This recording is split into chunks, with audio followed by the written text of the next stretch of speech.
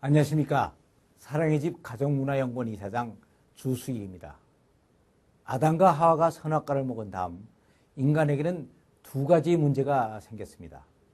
첫째는 하나님과 인간 간의 수직관계가 깨진 것입니다. 그리고 두 번째는 수평관계인 아담과 하와의 부부관계가 깨진 것입니다. 그래서 오늘날 모든 인간의 불행은 사실 여기에서부터 시작된 것입니다. 창세기 3장 11절 이하를 보면 선악과를 먹은 다음 하나님께서는 아담에게 내가 먹지 말라고 할 그 나무의 열매를 내가 먹었느냐 하고 추궁을 했습니다.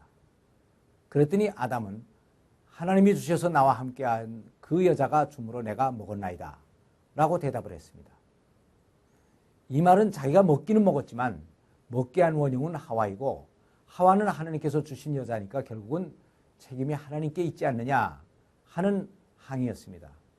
그러나 이 말은 하와의 입장을 전혀 고려하지 않은 말이었습니다. 그래서 하와는 아담이 변명하는 이 말을 듣고 나는 그래도 저 사람을 신랑이라고 믿고 평생을 같이 살려고 했는데 일단 유사시가 되니까 자기는 싹 빠지는구나. 한심한 사람. 그러니까 나도 내 살 길을 찾아야지 하는 생각이 들었던 것입니다. 이것이 바로 너는 너 나는 나라는 이기주의적인 사고방식입니다. 원래 하나님께서는 아담과 하와를 만드시고 둘이 연합하여 한 몸을 이루라고 말씀을 하셨습니다. 그러니까 둘은 이해관계를 같이 하면서 하나가 되어야 됐던 것입니다. 그리고 하나님께서 창조하신 에덴과 하늘나라에는 하나님을 중심으로 모두가 하나가 되어 있는 곳이었기 때문에 너는 너 나는 나라고 하는 이기주의적인 사고방식은 없는 곳이었습니다. 그런데 사탄이 최초로 자기중심적인 이 이기주의의 씨앗을 뿌려 놓은 것입니다. 그런데 이것은 아주 탄저균과 같이 독한 것으로 여기에 대한 면역체를 전혀 가지고 있지 못한 인간들에게 급속히 퍼져나갔습니다. 원래 하나님께서 선악과를 먹지 말라고 명령하신 것은 아담에게 한 것이었습니다. 성경의 기록을 보면 그 순서가 하와는 그때 당시 아담이 갈비뼈에 있었지 만들어지지도 않았었습니다. 그러니까 그 뒤에 창조된 하와가 선악과를 먹지 않도록 관리하는 책임은 아담에게 있었던 것입니다. 그런데 아담은 하와에게 책임을 돌린 것입니다. 이러한 자기중심적인 이기심이 처음에는 그렇게 대단한 것 같지가 않았습니다. 그러나 이것은 시간이 지나가고 대가 이어지면서 가인과 아벨의 살인국으로 확대됐고 인구가 늘어나 민족과 나라들이 생기면서 전쟁을 통한 집단살인국으로 확대되게 되었습니다. 그리고 오늘날 21세기에는 여자들이 모두 연합하여 남자를 믿고 살 수가 없다고 여권운동을 일으키고 있는 것입니다. 이 모든 것은 결국 인간들이 이기주의라는 이 탄저균에 감염된 결과들입니다. 그래서 아담의 후예로 있는 모든 인간들은 전부 이 병에 걸려서 죽어서 흙으로 돌아갈 수밖에 없게 되어 있습니다. 그런데 다행히 하나님께서는 우리들에게 두 번째의 아담을 보내주셨습니다. 고린도전서 15장 45절을 보면 첫 번째 사람 아담이 산영이 된 것 같이 마지막 아담이신 예수 그리스도는 살려주는 영이 되었다고 말씀하셨습니다. 그런데 예수님께서 우리 인간들을 살리는 과정도 처음 타락한 과정과 같이 두 단계로 이루어지고 있습니다. 첫 번째는 십자가를 지고 하나님과 인간과의 관계를 회복시키셨습니다. 그리고 다음은 부부관계를 비롯한 모든 인간관계를 회복시켜 주셨던 것입니다. 그런데 첫 번째의 수직관계의 회복은 예수님께서 십자가를 지시고 피를 흘리심으로 한꺼번에 이루어졌습니다. 그러나 두 번째의 수평관계는 그렇게 간단한 것이 아니었습니다. 그 이유는 인간관계의 회복은 우리 인간들 속에 깊이 뿌리박고 있는 이 이기주의라는 탄저균을 완전히 죽여야 되는 것인데 우리 인간들은 이 균을 죽이는 면역체가 전혀 없었기 때문이었습니다.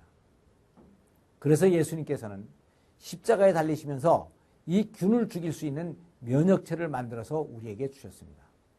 누가복음 23장 34절을 보면 아버지여 저들의 죄를 사하여 주시옵소서. 저들은 자기의 하는 것을 알지 못함이니이다. 라고 하는 말씀입니다. 이 말씀은 예수님께서 인간들이 죄를 지은 것에 대하여 변명을 해주는 말씀입니다.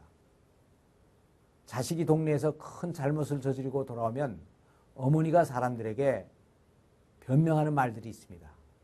이건 이래서 그랬고 저건 저래서 그랬습니다. 라는 것입니다. 그러나 결국 잘못한 것이 백일하에 다 드러나서 이제는 도저히 더 이상 변명을 할 여지가 없다고 생각될 때 마지막으로 변명을 하는 말이 있습니다. 그것은 바로 그 애는 모르고 그랬습니다 하는 것입니다.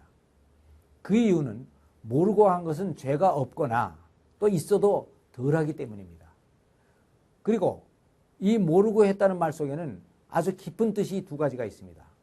하나는 우리 애는 원래 착한 애이기 때문에 알았더라면 절대로 그렇게 하지 않았을 것이라는 것입니다. 그리고 다음은 그렇게 모르게 하게 한 것은 그 애의 죄가 아니고 그렇게 제대로 못 가르친 부모의 죄라는 것입니다. 그래서 예수님 십자가를 지시면서 하나님께 인간의 죄를 이렇게 변호하신 것입니다. 인간은 하나님의 형상대로 지음을 받았기 때문에 기본적으로는 착해서 알고도 그런 죄를 지을 리가 없습니다. 그런데 인간들이 이렇게 하는 것을 보니까 창세 때 우리들이 잘못 만든 것 같습니다. 그러니까 그 책임은 제가 지고 이렇게 십자가를 지겠습니다. 그러니까 이러한 희생적인 사랑이 바로 너는 너, 나는 나라고 하는 이기주의의 탄저균을 죽이는 면역체가 되는 것입니다. 그래서 우리들도 이런 예수님의 면역체를 받아들여서 마지막 아담이신 예수 그리스도의 후손으로 다시 태어나야 되는 것입니다. 그래야 우리 인간들의 모든 수평적인 관계가 회복되어 행복한 삶을 누릴 수가 있습니다. 우리들은 연약하여 실수를 하고 죄를 지을 수밖에 없는 존재들입니다. 특히 부부관계는 벌거벗고 같이 사는 가장 가까운 관계이기 때문에 교양이나 에티켓으로는 이 모든 약점을 캄프라지할 수가 없는 것입니다. 그러니까 부부가 서로의 잘못을 다 지적한다면 같이 살 수가 없습니다. 그래서 배우자가 잘못했을 때 내가 모르고 했지 하고 서로 감싸줘야 되는 것입니다. 이것이 인간이 죄를 지은 다음에도 같이 살아갈 수 있는 유일한 비결이 됩니다. 그러니까 실제 우리들은 부부 생활에서 배우자가 혹시 바람을 피운 것이 드러났을 때라도 당신은 원래 그러려고 하지 않았지만 그렇지 그놈이 얼마나 유혹했으면 당신이 그렇게 됐겠어 하고 이해를 하고 감싸줘야 되는 것입니다. 이것이 오히려 배우자가 다시 바람을 더 피우지 않게 하는 힘이 되는 것입니다. 그런데 이렇게 하지 않고 그래 내가 그럴 줄 알았어. 당신은 원래 끼가 있는 사람이니까 라고 비난을 한다면 배우자는 그래 나는 원래 그래. 그래서 어떻게 할 거요? 하고 반발을 하게 될 것이고 다음부터는 아주 내놓고 바람을 피우게 될 것입니다. 그러면 부부관계는 결국 파국을 맞을 수밖에 없습니다. 그렇다고 이 말을 바람이 피워도 좋다는 말로 해석하면 안 됩니다. 그리고 이렇게 한다는 것이 또 결코 쉬운 일도 아닙니다. 그런데 이것은 예수님이 지신 십자가의 길이고 또 구약에서는 하나님께서 호세아에게 가라고 요구했던 그런 길인 것입니다. 그런데 이 길이 실제로는 허물이 많은 인간들이 하나가 되어서 행복하게 살아갈 수 있는 유일한 비결이기도 한 것입니다. 감사합니다.